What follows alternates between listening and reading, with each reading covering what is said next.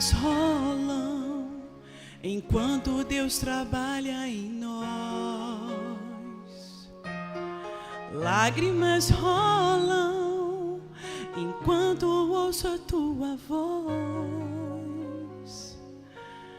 Lágrimas limpam as impurezas do coração e purificam, trazendo do Senhor o perdão. Ele jamais desprezará a um contrito coração que se quebranta e se rende em oração. O choro pode até durar a noite inteira, mas amanhã de manhã a alegria vai chegar. Eu tenho certeza, Ele enxugará do meu olhar toda lágrima. Cada vez que eu choro, eu vou semeando vitória. Ele enxugará do meu olhar toda lágrima. Eu vou semear chorando, mas vou retornar cantando, pois eu tenho um Deus que pode enxugar toda lágrima do meu olhar.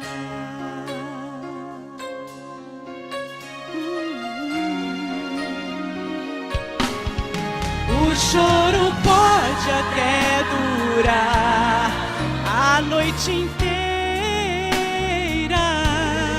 mas amanhã de manhã a alegria vai chegar. Eu tenho certeza,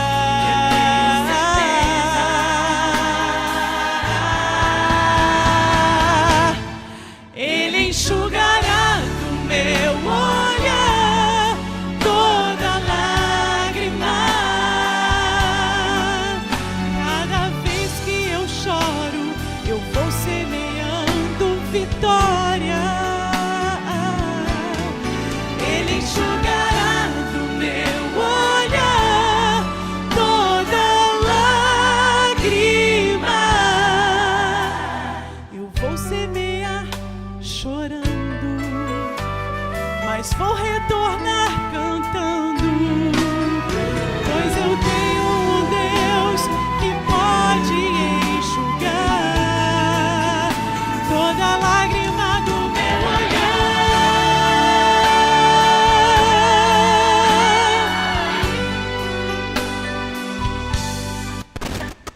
Pois eu creio num Deus que pode enxugar toda lágrima do teu olhar.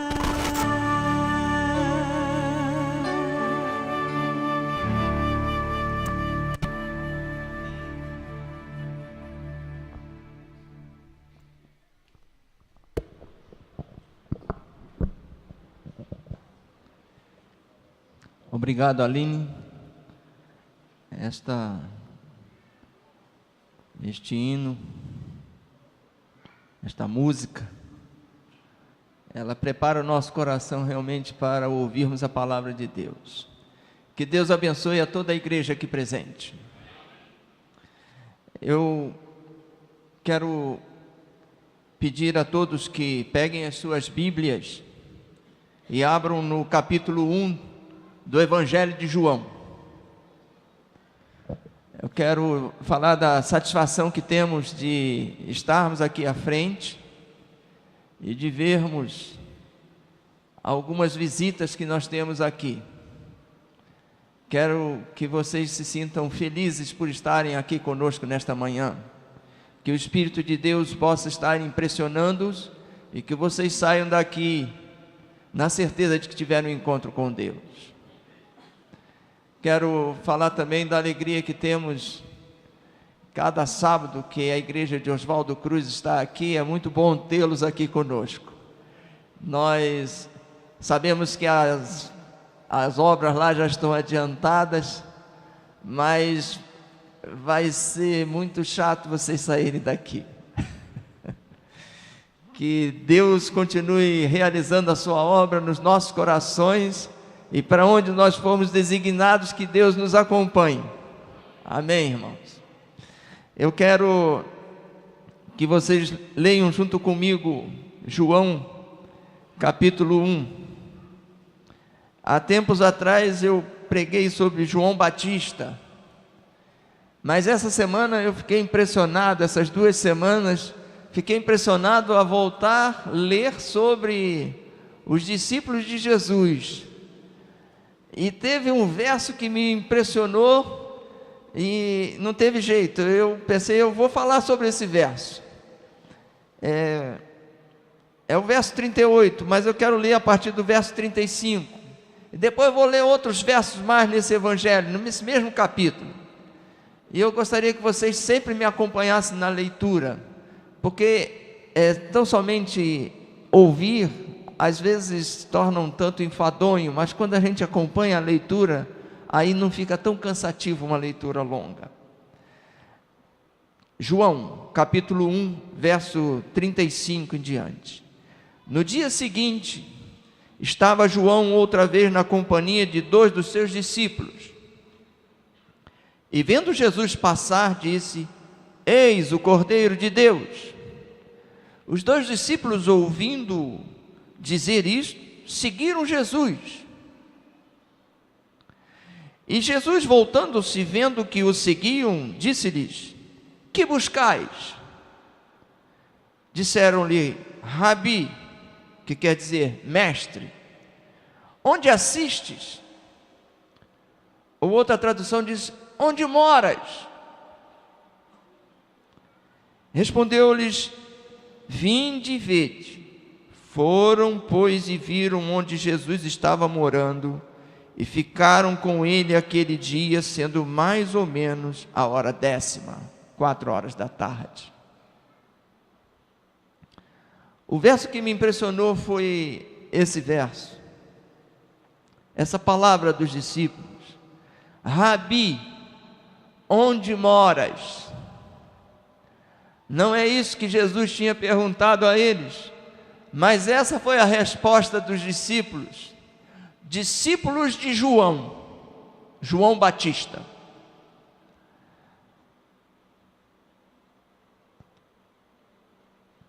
Assuntos importantes, eles requerem uma atenção especial. Assuntos importantes, eles precisam de uma dedicação de tempo para serem investigados. Não era para uma entrevista num caminho, em pé. O assunto que eles queriam com Jesus dizia respeito a tudo que eles tinham aprendido a respeito de religião.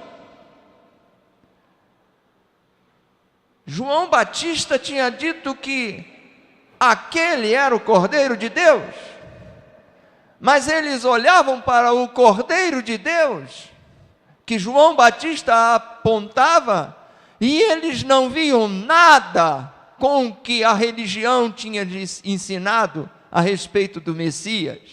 Não era ele, não podia ser ele, mas João Batista era um profeta que tinha credibilidade, era um homem de Deus, que falava as palavras de Deus, e que quem quisesse seguir o caminho de Deus deveria ouvir a palavra desse profeta.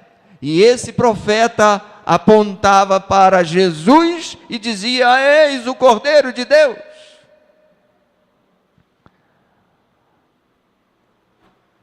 Eles então seguem a Jesus, mas eles queriam saber se de fato ele era o Cordeiro de Deus, se era o Messias esperado. Por isso eles não perguntam a Jesus a respeito das profecias, e eles perguntam a Jesus: Mestre, aonde você mora? Aonde você mora?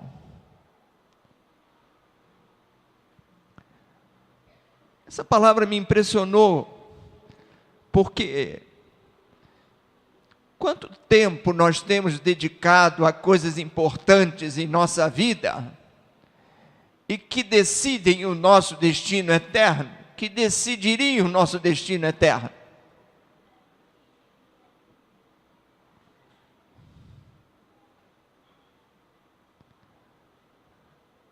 A nossa vida hoje tem sido marcada por muita correria, muita ocupação, muita diversão, muita informação. As mentes têm sido moldadas para viver aceleradas. É assim que as pessoas vivem. Mentes aceleradas, cujas mentes aceleradas causam traumas, causam problemas, e esses problemas fazem com que as pessoas tenham déficit de atenção. A Márcia, síndrome do pensamento acelerado. A Márcia tem comentado comigo algumas situações que ela viu na escola adventista. Eu mesmo tenho um colega que senta-se na minha frente e que fala sobre as dificuldades de aprendizagem da sua filha. E a menina não consegue prestar atenção. Algumas das crianças que estão ali no nosso colégio não conseguem prestar atenção em nada, precisam tomar medicação, são medicadas. O meu colega lá, a filha dele, uma menina de 15, 16 anos, precisa tomar remédio para poder tirar notas boas na escola. A mente das pessoas está sendo prejudicada pelo estilo de vida. Ninguém tira tempo para nada. Ninguém tem tempo para nada.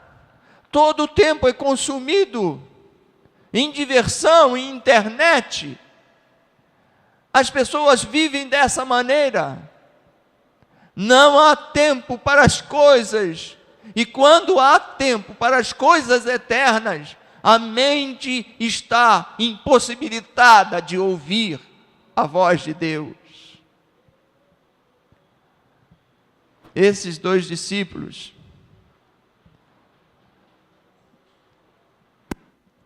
eles fizeram o que nós precisamos fazer. Tiraram tempo para saber qual era a vontade de Deus para aquele tempo, qual é o plano da salvação.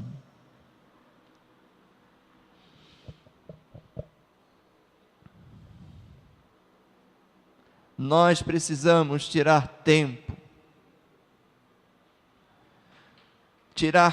todo dia, para estudar as Escrituras Sagradas.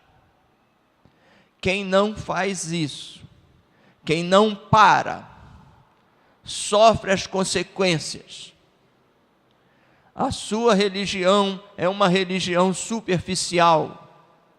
A sua religiosidade, quando ela é provada, quando passa por uma crise, é como se não existisse nenhuma experiência religiosa.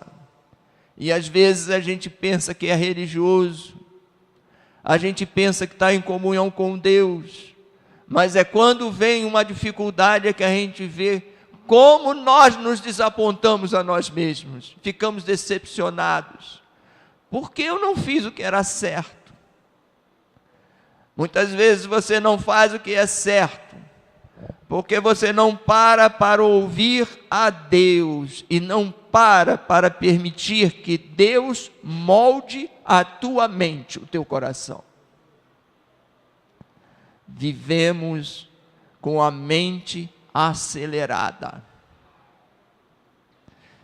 Vivemos colocando a nossa mente em coisas que não dizem respeito à eternidade.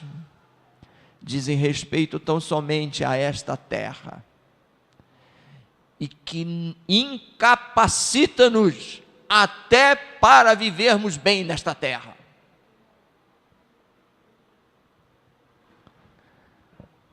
Rabi, onde moras?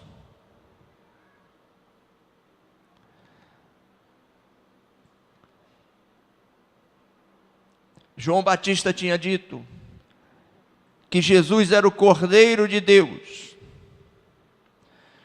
João Batista tinha dito que Jesus era o Filho de Deus. Agora eles precisavam saber como essas coisas podiam se harmonizar. A crença no Messias, o Messias que seria um rei, e a crença no Messias que seria um sacrifício. Havia uma incoerência nessas duas mensagens. O próprio João Batista não tinha compreensão e não tinha explicado para eles. Eles precisavam conhecer aquele que era apontado como o Filho de Deus e o Cordeiro de Deus. Eles precisavam saber disso.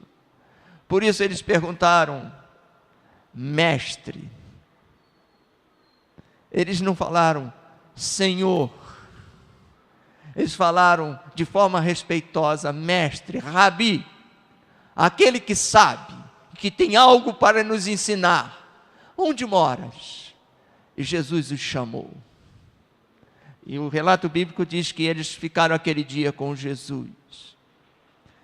Ali Jesus teve a oportunidade de lhes abrir as Escrituras, de falar sobre as profecias. E esses dois que eram discípulos de João, começaram o aprendizado a respeito de Jesus. O que João Batista tinha descoberto?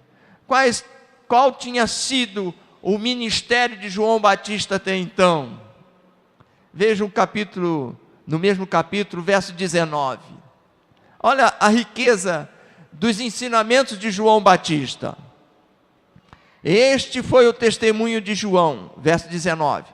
Quando os judeus lhe enviaram de Jerusalém sacerdotes e levitas para lhe perguntarem, quem és tu? Ele confessou e não negou, confessou, eu não sou o Cristo. Então lhe perguntaram, quem és, pois? És tu Elias? Ele disse, não sou. És tu o profeta? Ou seja, Moisés respondeu, não.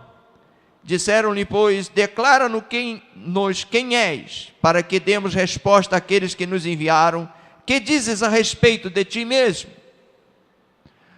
Os judeus tinham entre si algumas coisas que estavam acertadas.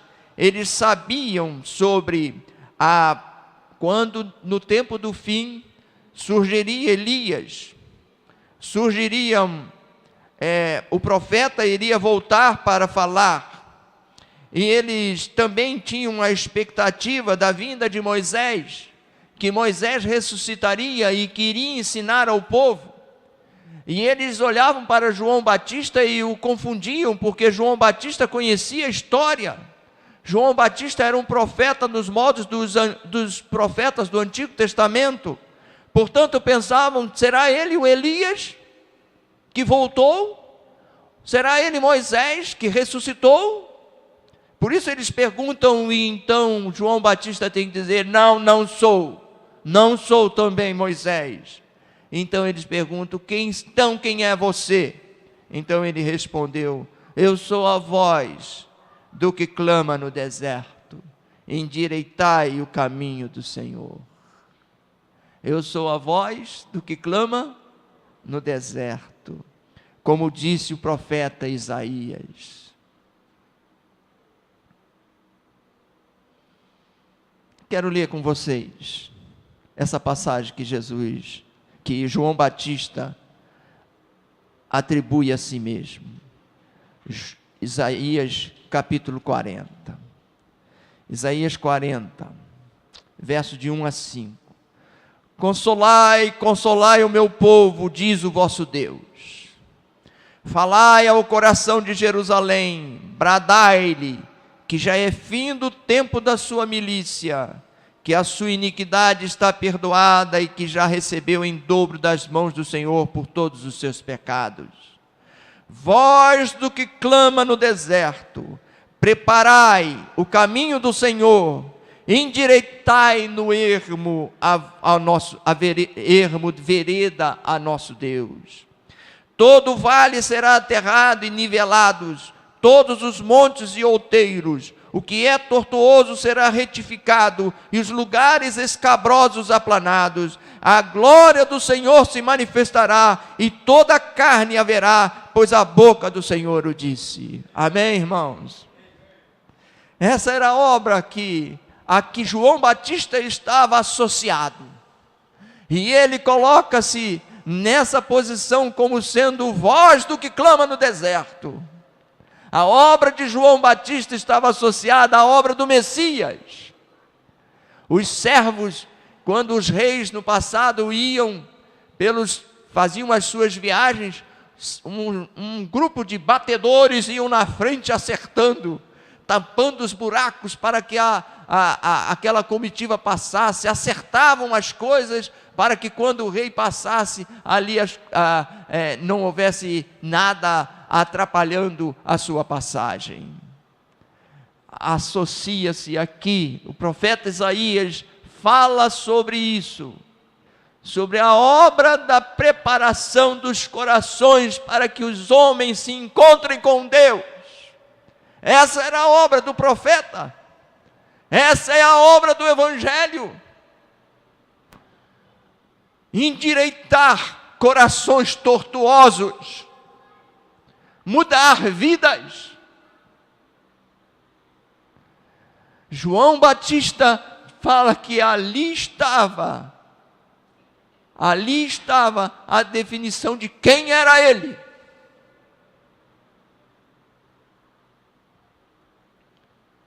João Batista trazia uma mensagem de arrependimento, trazia uma mensagem de mudança de vida. João Batista falava sobre o reino do céu. Ele queria, com a sua mensagem, mudar o coração das pessoas. É a obra de quem? Do Espírito de Deus. Essa foi a obra que ele se propôs, mudar corações. Pessoas orgulhosas, altivas, quando se chegam para o Evangelho, elas são quebradas e niveladas, se veem no mesmo nível de todos os demais seres humanos. Pessoas destroçadas pelo inimigo, pessoas que vivem lá nas profundezas e que ninguém dá nenhum valor por elas. Essas pessoas são erguidas e niveladas ao ponto que Deus deseja que todos os homens estejam. Os homens são colocados a viverem a imagem e semelhança de Deus. Essa é a obra do Evangelho. Essa é a obra do Evangelho. João Batista, então, se coloca e fala sobre esta obra, que é a obra do Messias, a obra de Jesus.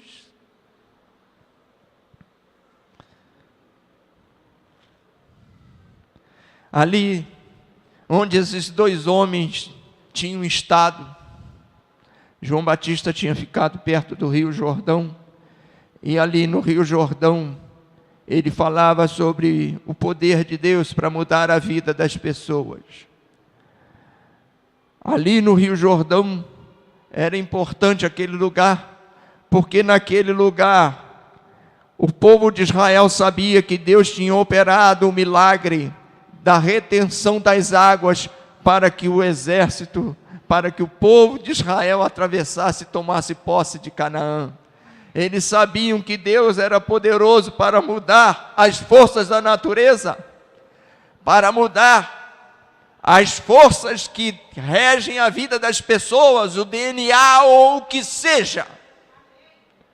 Havia poder para mudar, e o poder estava em Deus. Por isso João Batista põe-se naquele lugar que tinha água e falava sobre a limpeza, sobre o perdão, sobre o abandonar o pecado, o viver em santidade diante de Deus. Falava sobre a reforma dos corações. Eles sabiam disso. Esses dois discípulos, esses dois homens, tinham ouvido essa mensagem e tinham aceitado a mensagem. Tinham aceitado a mensagem. Eram seguidores de João Batista.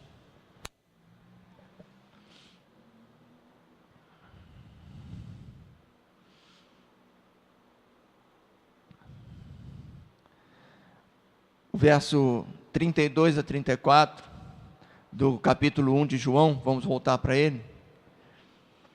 Ali nos fala que João tinha tido uma visão e tinha a certeza de que Jesus era o Filho de Deus. Vejam o que esse verso diz. João, dizendo isso, vi o Espírito descer do céu como pomba e pousar sobre ele. Eu não o conhecia. Aquele, porém, que me enviou a batizar com água, me disse: aquele sobre quem vires descer e pousar o Espírito, esse é o que batiza com o Espírito Santo. Pois eu, de fato, vi e tenho testificado que ele é o Filho de Deus. João Batista sabia qual era a sua obra: chamar as pessoas ao arrependimento e prepará-las para o reino do céu. Essa era a obra de João Batista. E agora ele recebe de Deus uma revelação especial. Você não sabe quem é o Messias, mas eu vou te dar um sinal, João Batista. Aquele sobre quem você vir descer o Espírito é esse. E João Batista diz assim: eu vi.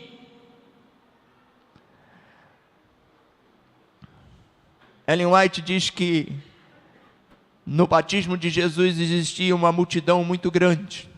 Existiam muitas pessoas curiosas.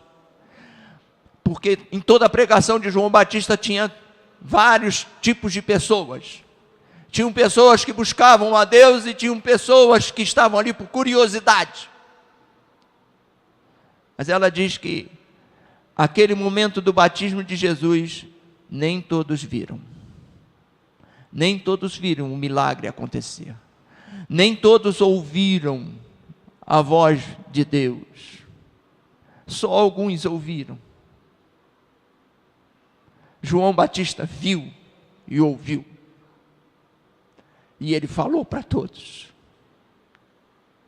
Ele não tinha dúvida.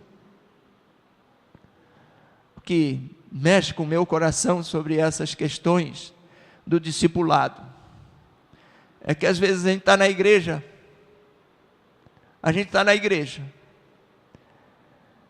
E algumas coisas acontecem aqui. Algumas palavras são ditas aqui, que podem mudar a nossa vida.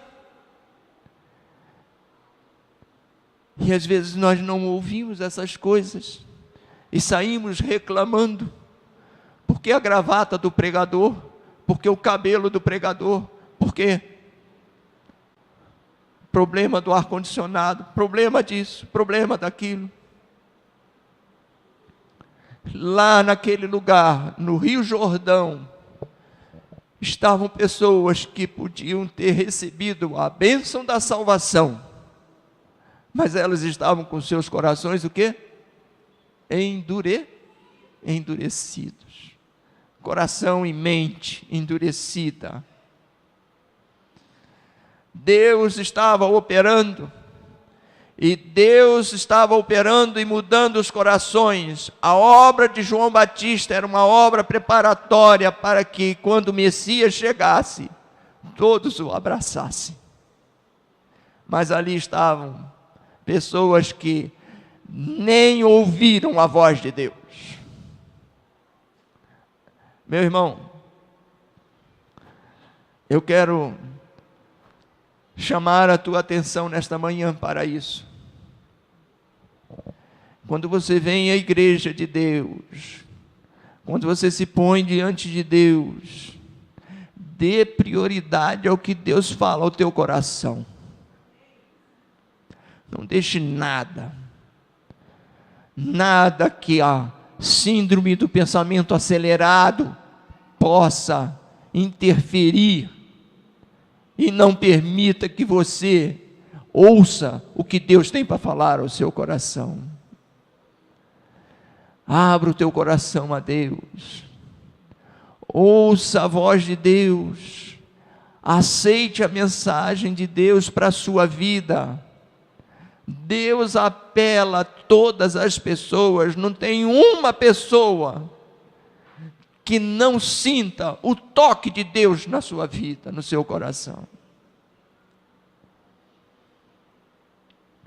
Aqui a gente vê esse testemunho. Ele viu e ele testificava que aquele era o Filho de Deus. Ainda que João Batista não entendesse plenamente as profecias. Vocês sabem que João Batista era filho de sacerdote. O pai dele, quando recebeu o anúncio de que ele nasceria, o pai dele estava fazendo o quê? Dentro do templo, oficiando, estava trabalhando.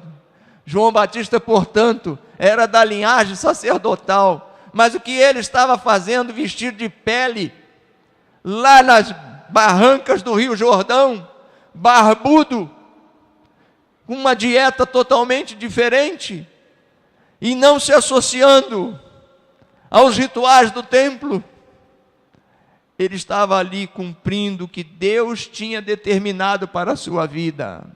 Conhecia as Escrituras, lia as Escrituras, diferente da maioria das pessoas que não sabiam ler.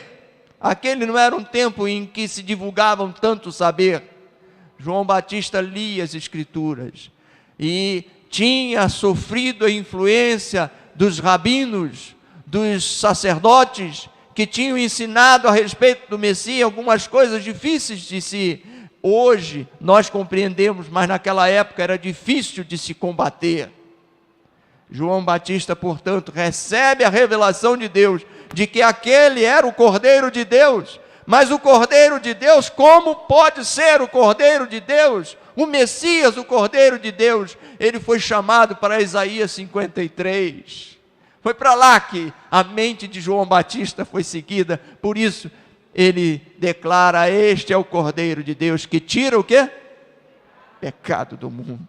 Tira o pecado do mundo. Essa é a obra da salvação. A obra da salvação é tirar o pecado das nossas vidas. A obra da salvação é nos livrar das nossas culpas. A obra da salvação é trazer o perdão de Deus e nos habilitar a vivermos em harmonia com Deus. Tirar os pecados do mundo é limpar a nossa vida completamente. E é isso que Deus quer fazer. É isso que Deus se propõe a fazer. Ele muda completamente. Há poder em Deus para mudar a vida do mais abjeto pecador. Essa é a garantia do Evangelho, essa é a certeza que nós temos em nossa vida e na nossa experiência como crentes em Cristo Jesus. O versos 35 a 48, nós já os lemos, a 42, nós os lemos.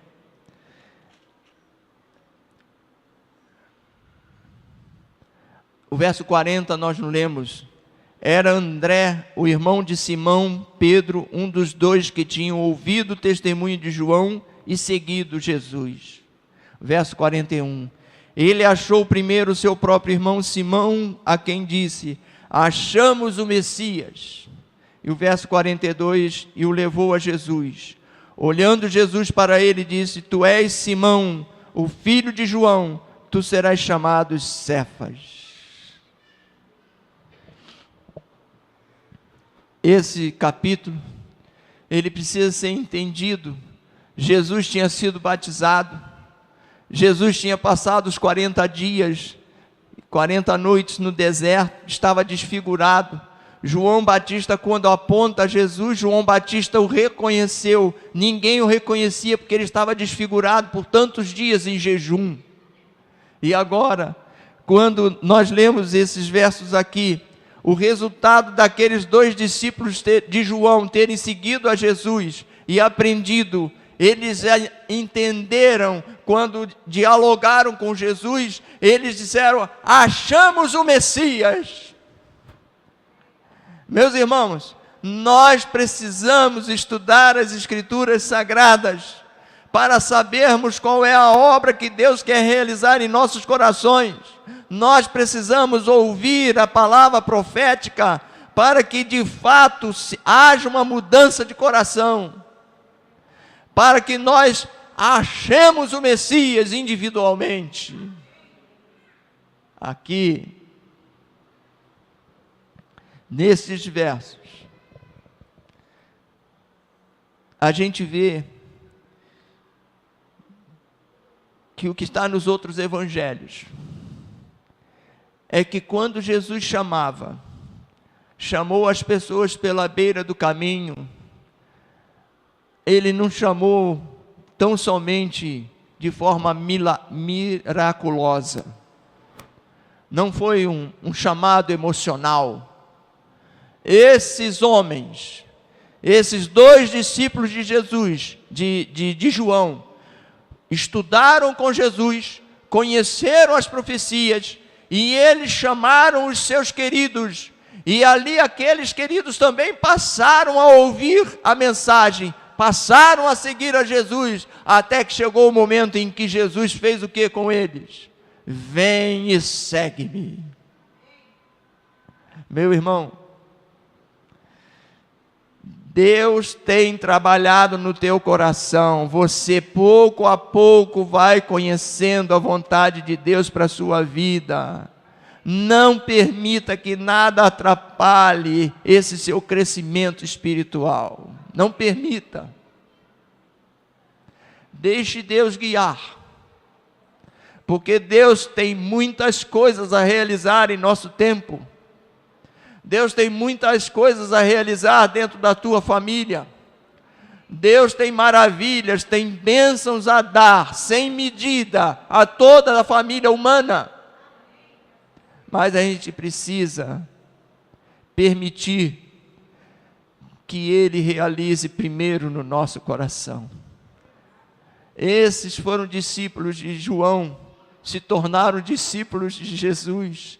Chamaram os seus queridos para também pertencerem ao grupo. Assim se formou a igreja cristã. Nós pertencemos a essa igreja, porque o Espírito de Deus é quem forma a sua igreja. O Espírito de Deus é que molda as nossas vidas. Portanto, o apelo desta manhã é que cada um de nós, ao despertar, faça a mesma pergunta que aqueles discípulos fizeram a Jesus: onde moras? Não pense que Jesus está no céu e distante de você. Onde moras? Onde está a verdade da salvação? Ó Deus, aonde está o que eu preciso para me salvar? Pergunte isso a Deus. Tire tempo para perguntar. leia a palavra dos profetas, não permita que nada deste mundo atrapalhe a tua comunhão com Deus. Ore a Deus, peça a Deus que abra a tua mente, o teu entendimento, para que você efetivamente possa enxergar o que tem maior valor na tua vida, para que você possa entender o caminho que Deus quer que você siga. Que Deus abençoe a cada um diante dessa palavra. Amém.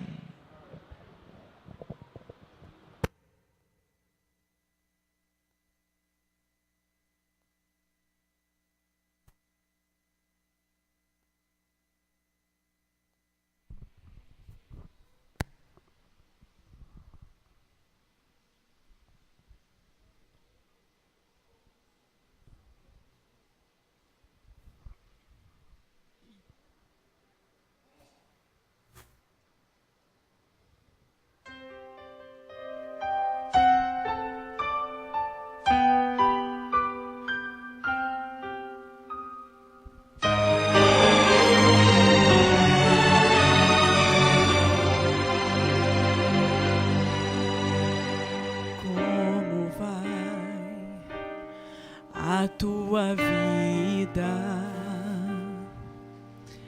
é bom desabafar tudo o que sentes. Não podes, precisa suportar até o fim. Imagine lá no Calvário, Jesus Cristo foi por ti crucificado. Os cravos em suas mãos, com amor no coração, tudo isso por você. É difícil carregar a cruz que ele levou, carregou sem reclamar. É impossível esquecer sua morte lá na cruz. Lembranças de Jesus, lembranças de Jesus.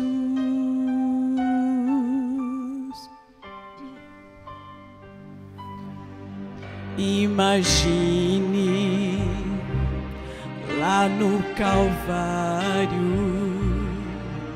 Jesus Cristo foi por ti crucificado. Os cravos em suas mãos, com amor no coração, tudo isso por você.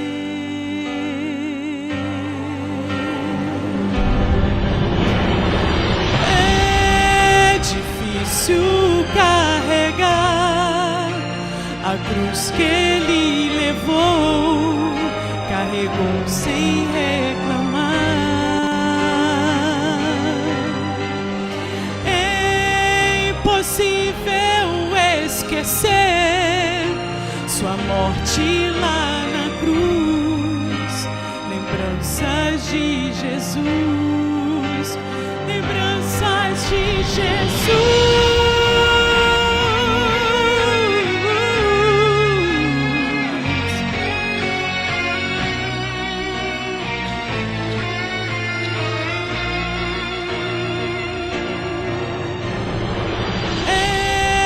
Difícil carregar a cruz que ele levou, carregou sem reclamar.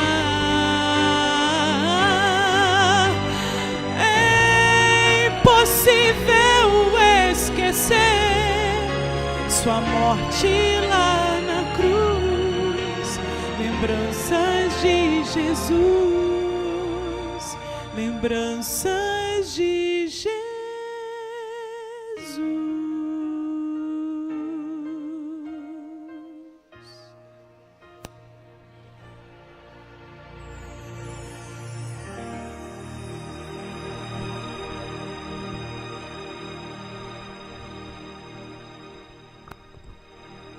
Ficar de pé. Nesse momento vamos reconsagrar nossas vidas a Deus. Aproveite esse momento da oração e fale com Deus. Peça o poder de Deus para a sua vida. Vamos nos comprometer com Deus. Senhor, nós te louvamos por toda a obra que foi feita, que foi realizada nesta terra, pelo empenho para a nossa salvação. Nós te louvamos, Senhor, porque essa palavra chegou até nós nesta manhã, despertando-nos para aquilo que é mais importante nas nossas vidas. Ó Deus, aceita-nos nesta manhã, perdoa os nossos pecados, Senhor, e limpa o nosso coração. Dá-nos o teu poder, Senhor, para entendermos a tua vontade. Dá-nos o teu poder, Senhor, para vivermos em conformidade com o teu querer. Abençoe esta igreja, meu Deus. Abençoe a cada um dos que estão aqui. Que o seu toque, o toque do teu Santo Espírito possa ser sentido em cada coração aqui nesta manhã. Que o Senhor nos confirme todos, Senhor, para um dia estarmos contigo nas mansões celestiais. Ajuda-nos pela tua graça, nós te pedimos pelos méritos do Senhor Jesus. Amém, Senhor.